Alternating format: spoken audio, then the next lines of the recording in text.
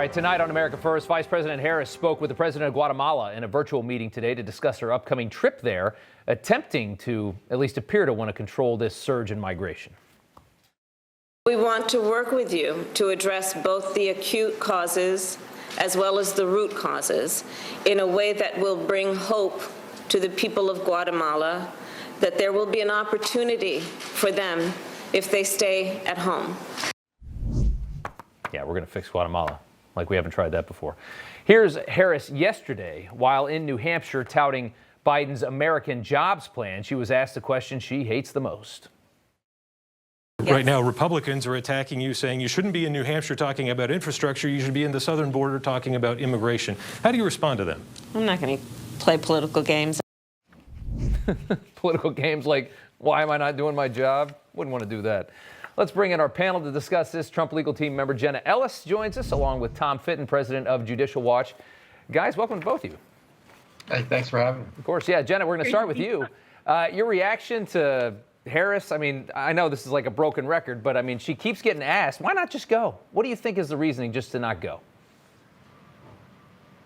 She doesn't have an answer for it, and that was clear. I mean, she's so clearly not ready to be anywhere near the White House. It's shameful. She doesn't have the best interests of the American people, obviously, in mind, and she can't even answer a simple reporter's question. It's really embarrassing when reporters are asking her a good faith, sincere question that we'd all love the answer to. And, we know, though, that the reason that she's not visiting the border is because the Biden administration is clearly unable and unwilling to address the border crisis. They're just not going to. It's interesting. I mean, just to see her dodge this thing, just go to the border, get it over with. Spend a half a day there. Tom, moving away from the border for a second, but kind of similar. DHS Secretary Alejandro Mayorkas, big border guy, announced today an internal review to address the threat of domestic violent extremism within the Department of Homeland Security itself. In a statement, he wrote, "Domestic violent extremism poses the most lethal and persistent terrorism-related threat to our country today." I mean, when I see them continue to harp on this, I know it's only for political purposes. It's just unbelievable how idiotic they sound when they continue to do this. What do you think? Well, they're obviously not talking about the leftist rioting in Portland and elsewhere. What they're talking about are conservatives who are still in the government and targeting them because they may support Trump or they may support a conservative rule of law approach on immigration matters, specifically in DHS. Mm-hmm. This is, if you are anyone other than a raging left-wing extremist in government, they will come after you.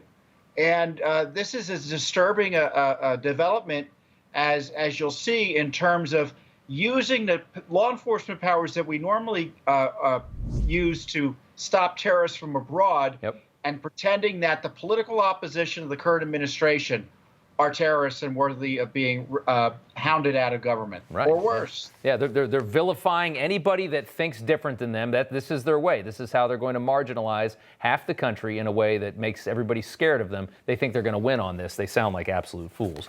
Jenna, an audit of the 2020 election results in Maricopa County, Arizona, continues today. The audit is not intended to reverse any results of the last election. It's meant to ensure that future elections are free, safe, and accurate. I just wanted to get your perspective on this after what we saw in 2020. It's so important. As everyone knows, President Trump was not trying to overturn anything. This was about always making sure to get to the legal result. And so this is so important, even though obviously we're past January 20th. It's important for the American people to know with transparency what actually happened in 2020. And so this isn't about a big lie. This isn't about pushing forward one party or another. This is all about transparency and truth. And the Democrats here don't want transparency. They don't want to talk about election integrity because they're scared of it. But every single person in America needs to be paying very close attention, because if we don't have election integrity, then we have lost our country as we know it, because Democrats and the left will be able to simply install anyone that they want to under any method of ignoring the rules, like what they did in 2020. So this audit is incredibly important. Kelly Ward, who is the GOP chairwoman of Arizona, said today, this is not about party. This is all about making sure we get to the truth. Okay. Tom, changing the subject here is something you don't see every day. The Supreme Court heard a major case today on donor privacy, in which groups on the political right and left are actually on the same side for once against the state of California. It's actually a very interesting case. The reason: California is demanding that nonprofit groups hand over lists of their major donors.